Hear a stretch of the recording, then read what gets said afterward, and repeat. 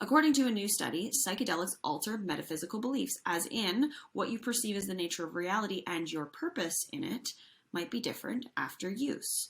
What are the implications of these belief changes on mental health? Chris Timmermann, lead researcher and neuroscientist, joins me to discuss the data.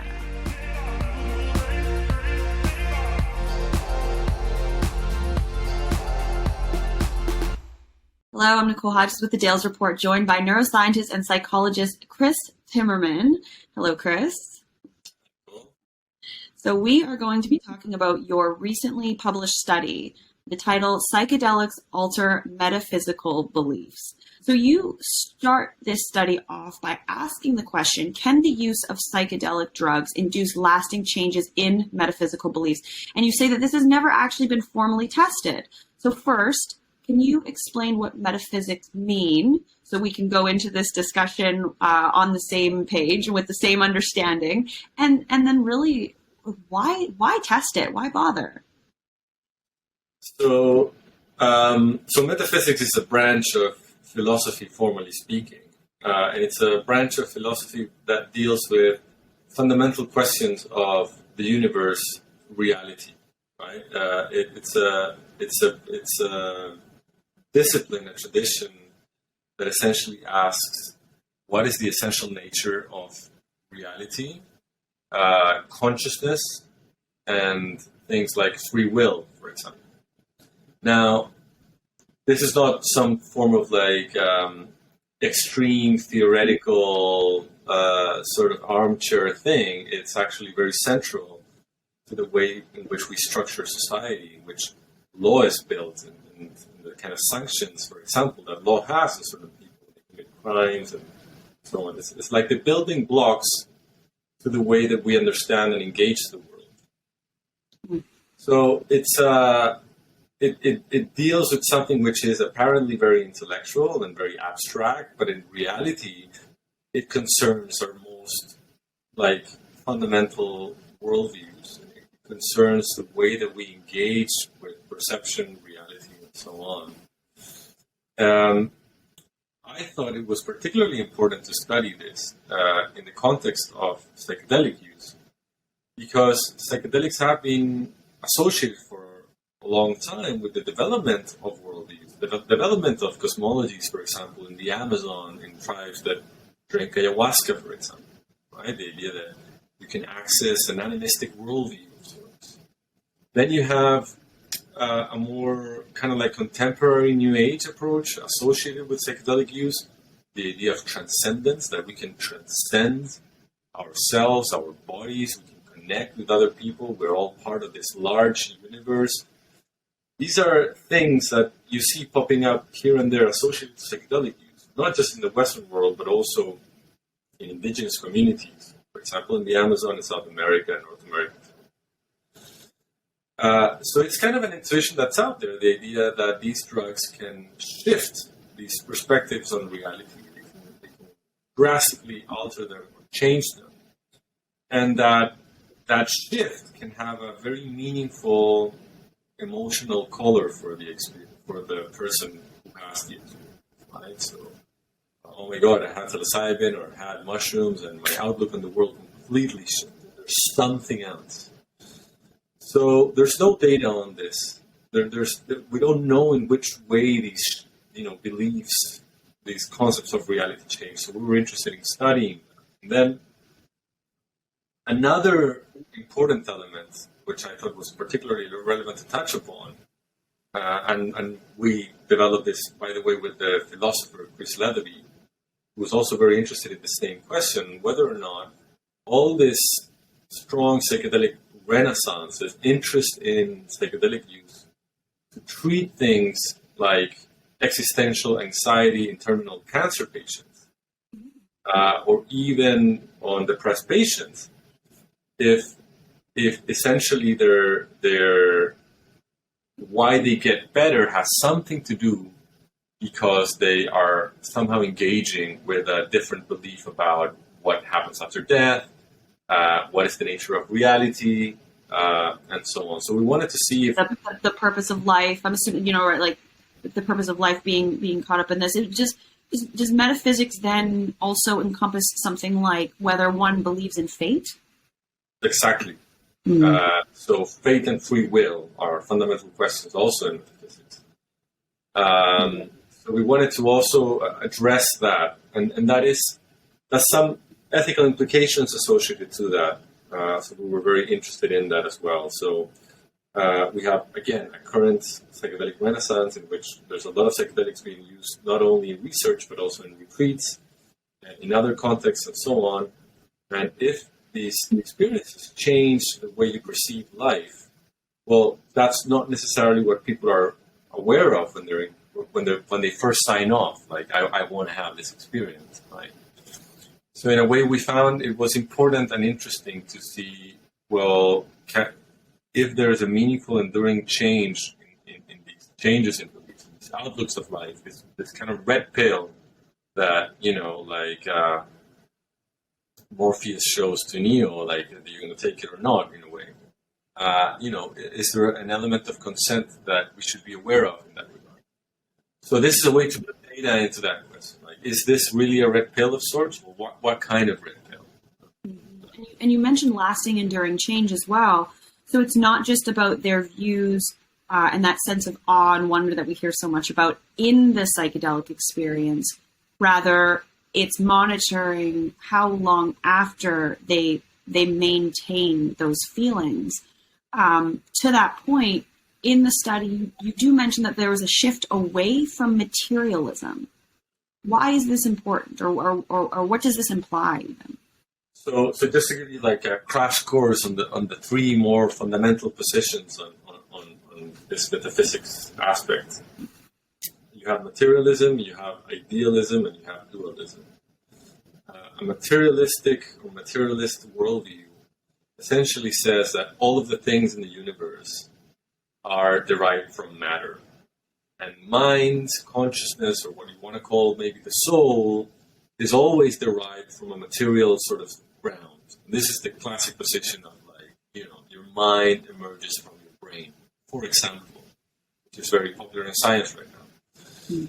Then you have something like idealism, in which no, it's not about all of this stuff comes from matter. All of this stuff is mind. Everything is soul. Everything is consciousness, and material things derive from that sort of fundamental mental or soulish kind of substance. And then you have dualism, which is a lot of the religion traditions that are based on the idea of dualism. You have two realms of existence. One is material, and the other one is mental, soul, and so on. And our main finding was that we were actually maybe even expecting that people were going to shift towards idealism, the idea that we're all part of this large soul connected thing, the universe is breathing, living, and conscious. We did find something, but more important than that, we found that people were rejecting the notion of materialism. We're rejecting the notion that the fundamental player in reality is matter. And they were kind of like... So disappointed. Yeah. So materialism in this case is not referring to people all of a sudden wanted to spend less money on materialistic things or felt that buying a new purse or pair of shoes was going to somehow fill a void in their soul. That's not what we're referring to here when you talk about materialism. No, we're talking about something a bit deeper, I think. Yeah. But it could be connected with these kind of behaviors, if you value the flesh too much or the material too much, you might go more to the gym, you might be more worried about stuff, rather than if you're more of a, dualist or an idealist person that believes that there's a separate realm of existence that has something to do with soul, then you would maybe practice more, styles of meditation, go pray more, go to church, etc. That may be connected. But that's not what we were looking into. Right. And a shift away from one thing doesn't necessarily mean that the thing being shifted away from is inherently negative. Oh, no. There's no stance here on what's better or worse. These are questions that philosophy has been asking itself for thousands of years. And we don't have an answer now. We have, good ideas and hypotheses of what could be a good approach to help us understand the world. Mm-hmm. But essentially, I think what is valuable here is that it seems like rather than people endorsing, some people do endorse some interesting beliefs, and we can talk that about, but in terms of the materialism thing, rather than people, like adopting a very idiosyncratic worldview, it's more like they shift away from a hardened belief on materialism. And I think it speaks about the possibility of becoming more flexible after a psychedelic experience as well. Mm-hmm. So tell me about this acronym REBUS. Like, what does that stand for? Because you mentioned that REBUS may provide some useful inspiration for aiding in navigations of neurobiology in terms of these belief change processes. So what exactly do you mean by this? What does it stand for, and what does this mean? So REBUS stands for Relaxed Beliefs Under Psychedelics. It's a theory, it's a model to understand the way that psychedelics act on the brain and mind. And the essential story of REBUS, what the proposal is that the way that current neuroscience understands the way that the brain operates is that the brain builds predictions, it builds stories of the world. And these stories, these models of the world, these are the main player in the game of the brain. So rather than us just simply digesting like external information from the environment, our stories are driving our perceptions. And whenever we need to learn, then we take in that information from the environment. So it's almost like we live in this controlled hallucination of sorts. The idea is that psychedelics would reduce the influence of these stories. They would deconstruct these stories. They kind of like tear down these hierarchies in which the stories are dominating this idea of how we engage with the world. And now we are open for novel information. We're open for novel ideas. So we relax our beliefs. That's essentially the and how this ties in with our finding consists in the fact that these metaphysical beliefs we have concerning the nature of reality, they may be very, very fundamental.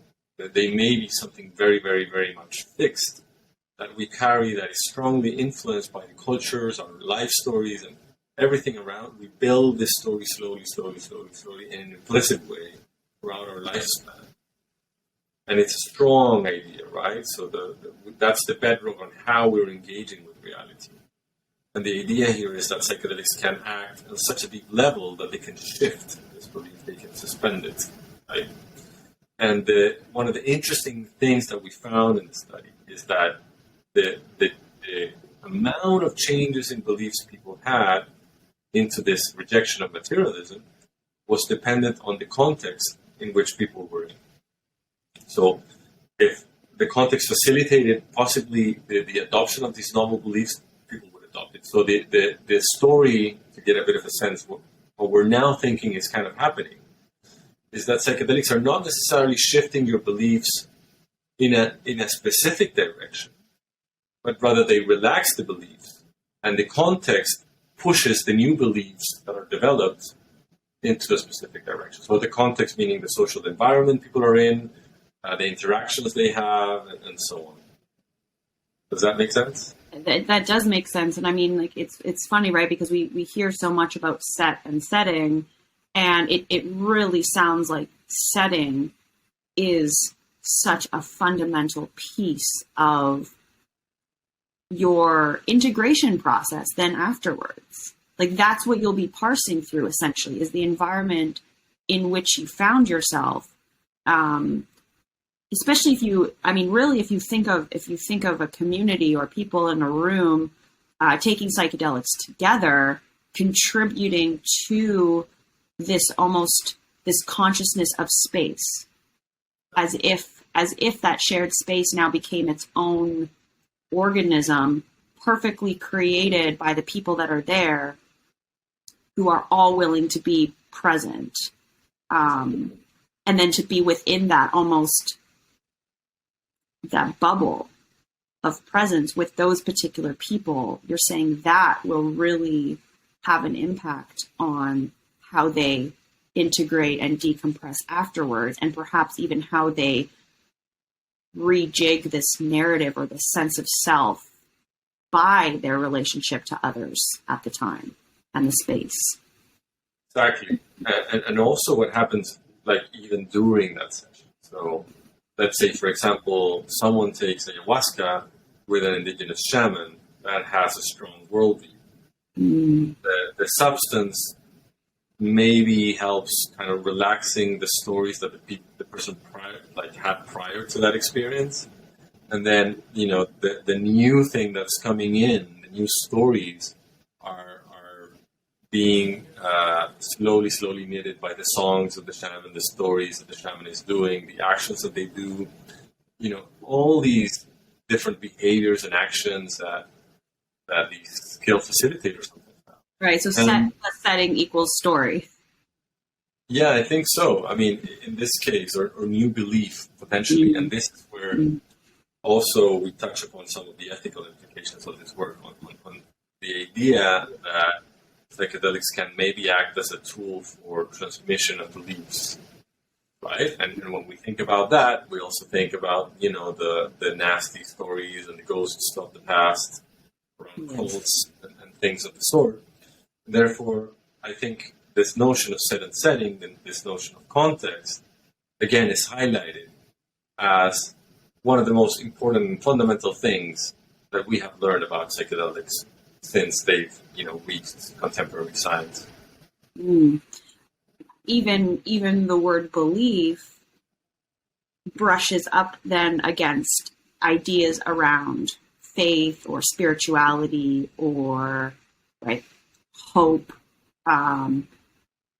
Jamie Wheel has touched on this in so far as he's asked the question, do we have a God-shaped hole in our hearts? And to that, I would add, and I would put forward to you then, are psychedelics the next God of humanity, if God is the supreme or ultimate reality? I think because the way that we're currently understanding the psychedelic experience in the West right now, and a lot of it has to do with mysticism, spirituality, peak experiences, transcending your boundaries, going beyond your confines. I think that there is an element of that. There's an element of a search. The idea that, we are deprived of a larger meaning because our systems of religion have collapsed. It's a popular one, and I would agree with that. The God-shaped hole in the heart, I think, just talks about this notion, which is also fairly old within our contemporary world, that we are lacking these institutions, these internalized institutions of meaning. And I think right now psychedelics have a bit of that flavor. The idea of the mystical experience, the idea that you can somehow have a direct communication with a spiritual source, some form of God, whatever you want to call it, that access to transcendence, to transcend who you are. And I think this is, again, where we need to be careful about the narratives we employ when we speak about psychedelics, how we need to try to preserve the pluralism that they have. If you go to Amazonian contexts, and the use of ayahuasca, it's not just to access God, but it's used in sorcery, it's used in a ton of other sort of environments, or hunting, for example. Different meanings, different contexts, plurality, which I think also bestows better, what this experience can be. And I think, a related notion here is almost the idea of spiritual bypassing. I don't know if you've heard of this. Yeah.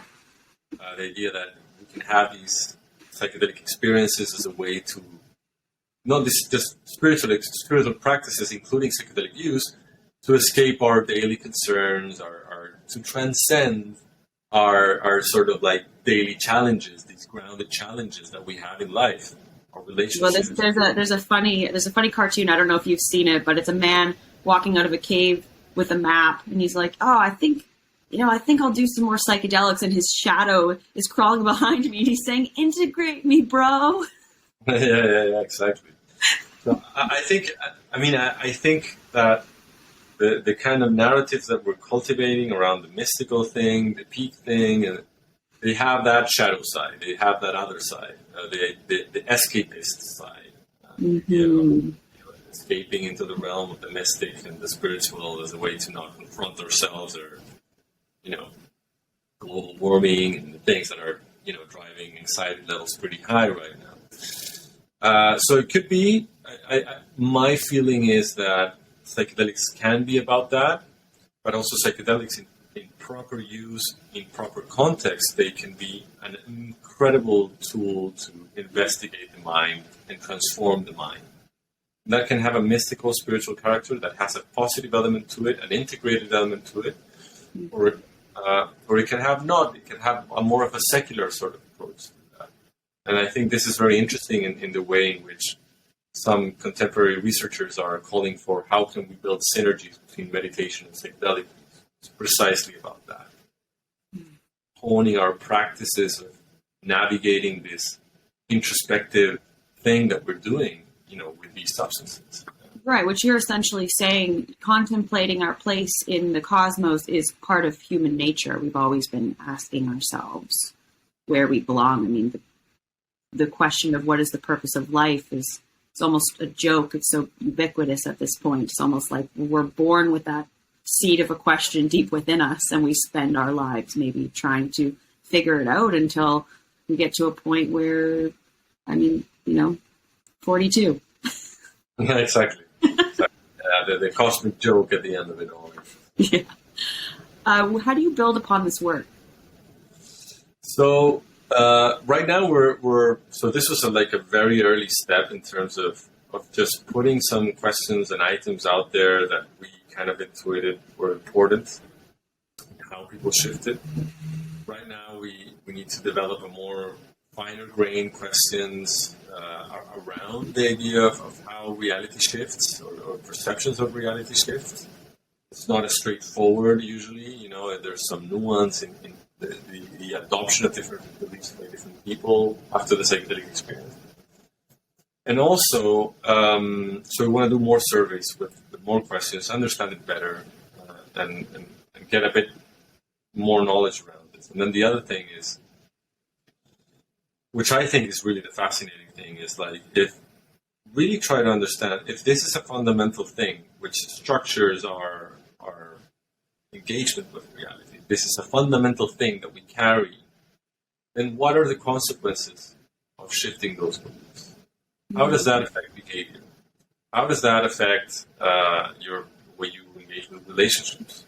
What are the good things that can come out of certain metaphysical positions? What are the gains that can be had? Maybe it does help for mental health. Well, if so, is that a sustainable element? Or do we need to have also psychedelic therapy, which is grounded all the way down, right? From the more abstract metaphysical stuff to the kind of more relational, personal work and so on. And then helping people figure out on that scale where they would get the most benefit. Exactly. And finally, I think, starting to be more mindful about the narratives that we employ in the context of psychedelic therapy. What are the kind of beliefs that we're proposing to people when we give them the classic mystical sort of narrative? Or maybe that's a good thing. I don't know, but we need to really start thinking about this. That's essentially where I think the interesting questions will start emerging. Thank you so much for this work and for asking such important questions and giving your time to studying them. It's much appreciated. I'm sure we'll get much more from you on this, and we hope that you'll come back to the Dales Report and chat with us about it. Well, thank you very much, Nicole. It was a lovely interview. Absolutely. Okay, take care.